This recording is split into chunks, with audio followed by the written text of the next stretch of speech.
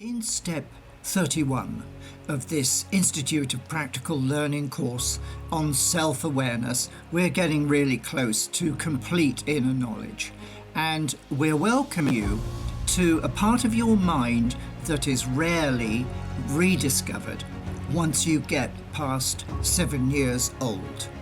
You can think of it as your inner friend that's going to be there to help you from now on to fulfill your purpose.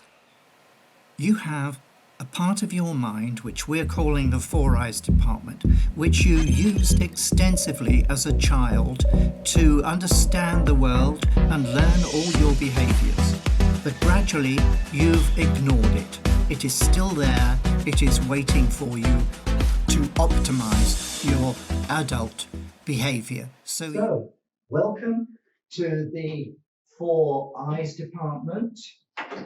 And if you want to know what we do here in the Four Eyes department, we are the center for action and learning.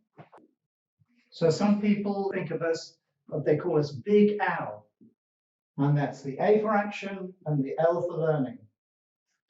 And we're at the end of a very long line of thought processes. And what happens here in the Four Eyes department is we actually integrate everything that's in your mind already. We help you make use of the stuff you know already, of your thoughts, of your feelings. We bring all that together and we help you decide what to do with it.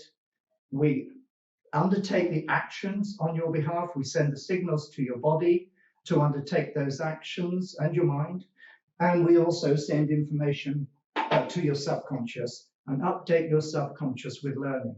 So we have a lot of functions here in this department, and we're proud of what we do.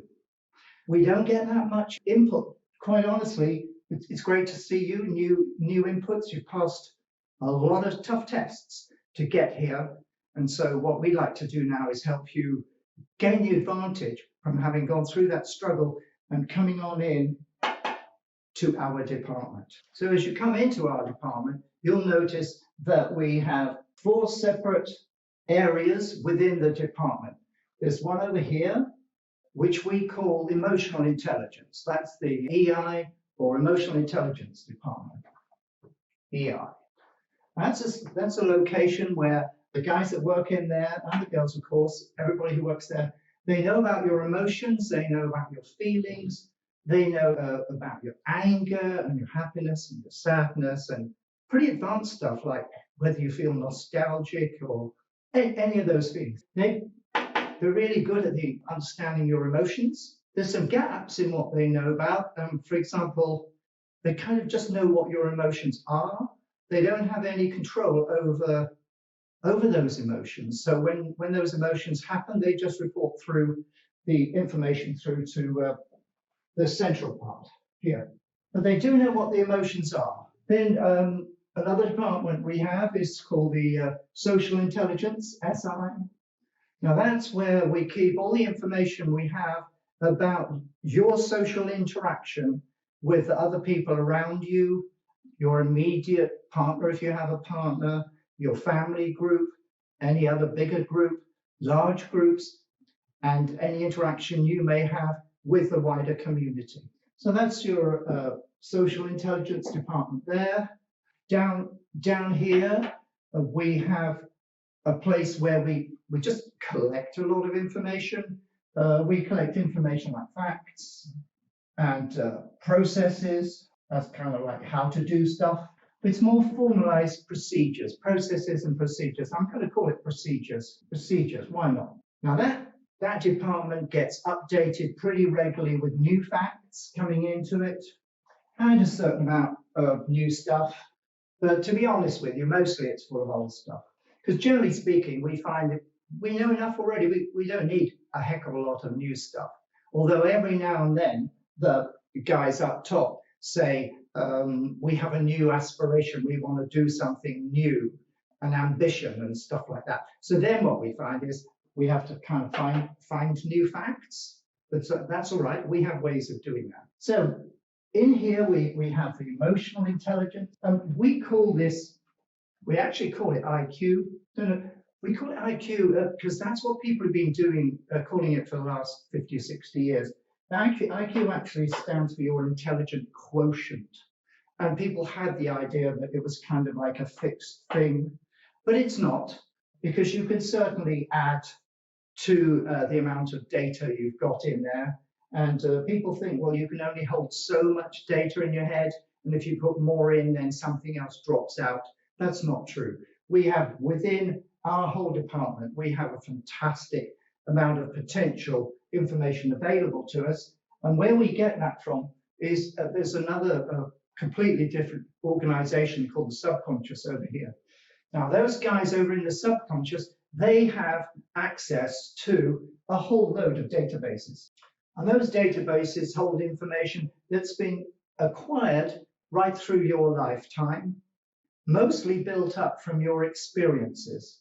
I would say most of that from there to there really is based on experience.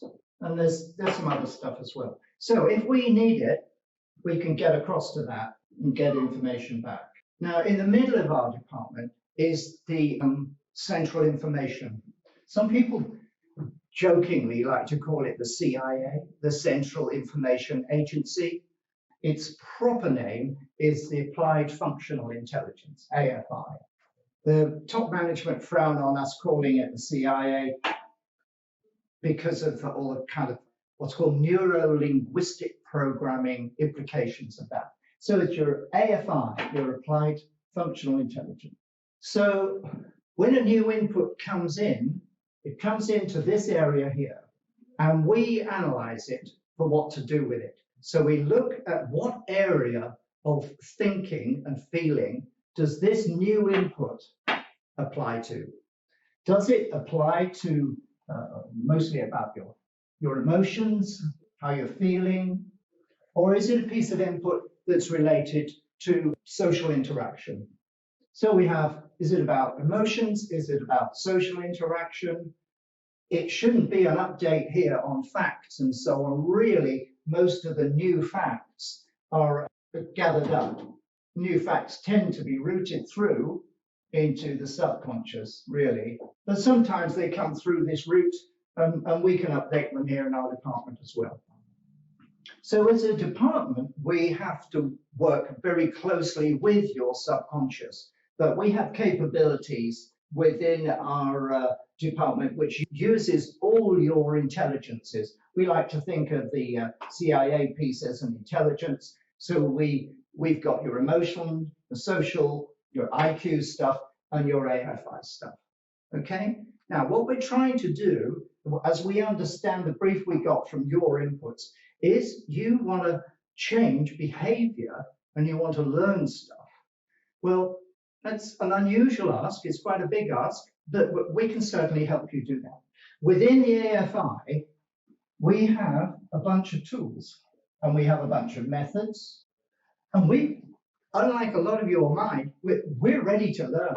So if you've got any input for us around skills that will help us perform functions, then we are certainly ready to listen. And if it sounds like a good skill, we'll add it into this area here.